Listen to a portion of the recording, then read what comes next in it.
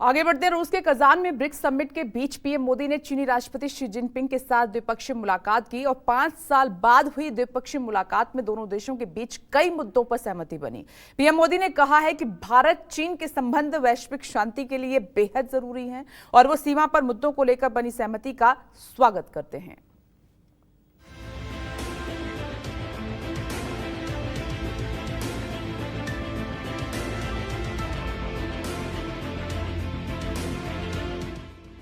जिसका इंतजार था वो घड़ी आ ही गई। एशिया की दो महाशक्तियों के मिलन ने भारत और चीन के रिश्तों में गर्मजोशी भर दी। 5 साल बाद पीएम मोदी और चीन के राष्ट्रपति शी जिनपिंग की द्विपक्षीय मुलाकात हुई। 50 मिनट की चर्चा में गलवान घाटी से बनी तल्खियां भी खत्म हो गई। वास्तविक नियंत्रण रेखा पर हुए पेट्रोलिंग समझौते पर भी दोनों देशों के शीर्ष नेतृत्व की मुहर लग गई।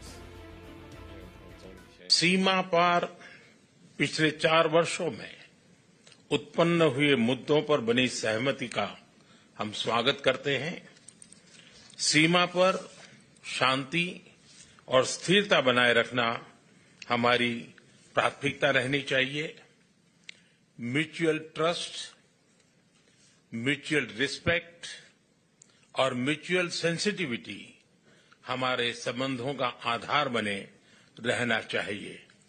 आज इन सभी विषयों पर बात करने का अवसर मिला है। 2020 में गलवान घाटी में हुई झड़प के बाद पीएम मोदी और चीन के राष्ट्रपति शी जिनपिंग की पहली मुलाकात ने एशिया की दो महाशक्तियों को न सिर्फ कड़वाहट खत्म करने का अवसर दिया, बल्कि दोनों देशों में कदम से कदम मिलाकर विकास की बुलंदियां छूने का उत्साह भी भर दिया। पीएम मोदी ने शांति और स्थिरता को विकास के लिए अनिवार्य बताया, तो चीनी राष्ट्रपति शी जिनपिंग ने भी विकासशील देशों की ताकत और एकता बढ़ाने को वक्त की जरूरत बता दिया।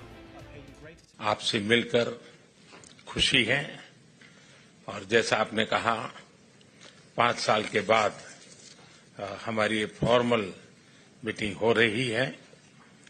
हमारा मानना है कि भारत और चीन के संबंधों का महत्व केवल हमारे लोगों के लिए ही नहीं, लेकिन वैश्विक शांति, स्थिरता और प्रगति के लिए भी हमारे संबंध बहुत अहम। For both sides to keep to the trend of history and the right direction of our bilateral relations, it's important for both sides to have more communication and cooperation, properly handle our differences and disagreements, and to facilitate each other's pursuit of development aspirations.